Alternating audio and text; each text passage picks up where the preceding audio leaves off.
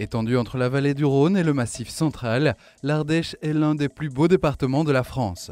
Ici se côtoient les petits villages pittoresques et les paysages merveilleux où l'on peut admirer toute une série de sports et de divertissements ou alors savourer les spécialités locales.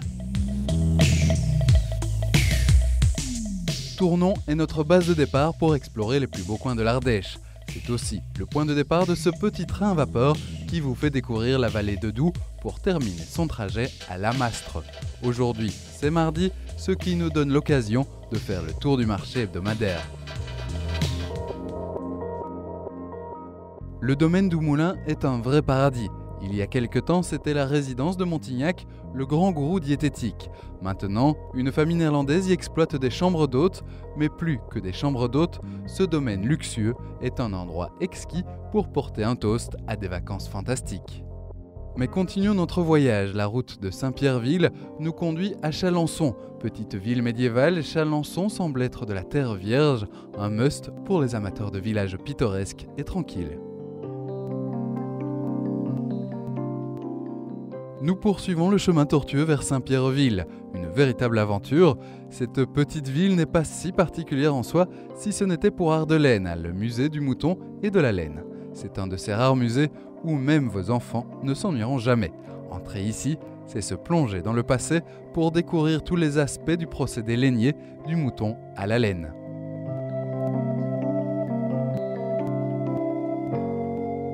Même les amateurs de culture ne resteront pas sur leur faim en Ardèche. Dans cette ancienne usine à soie, vous pouvez admirer l'œuvre magnifique de René Moreux, un artiste aveugle. Le lendemain, nous mettons le cap sur le mont Gerbier de Jonc, une montagne d'une hauteur de 1551 mètres. Ce jet d'eau ne semble être qu'une petite source, mais c'est beaucoup plus que ça. Voici la source de la Loire.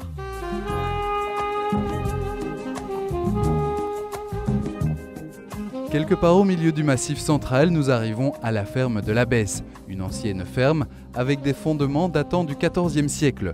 D'abord, nous accompagnons le chef cuisinier dans la nature pour y cueillir des fleurs et des plantes sauvages qui constitueront les ingrédients de base pour un déjeuner délicieux. Et après, c'est la fête.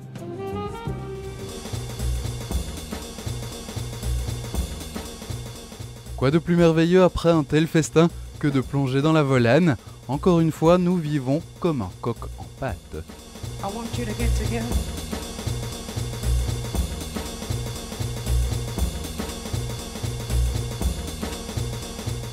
À Val-les-Bains, le spa de l'Ardèche, on peut jouir de tous les bienfaits que peut offrir l'eau.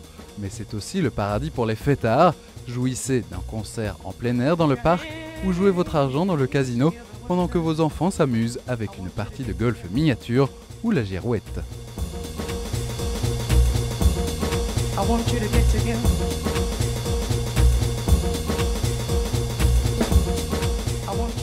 À Joyeuse, c'est surtout le musée du châtaignier qui attire notre attention. Il y a quelques siècles, le châtaignier était un produit de base et l'Ardèche doit beaucoup à cet arbre. Voilà sans doute pourquoi on l'appelait l'arbre à pain.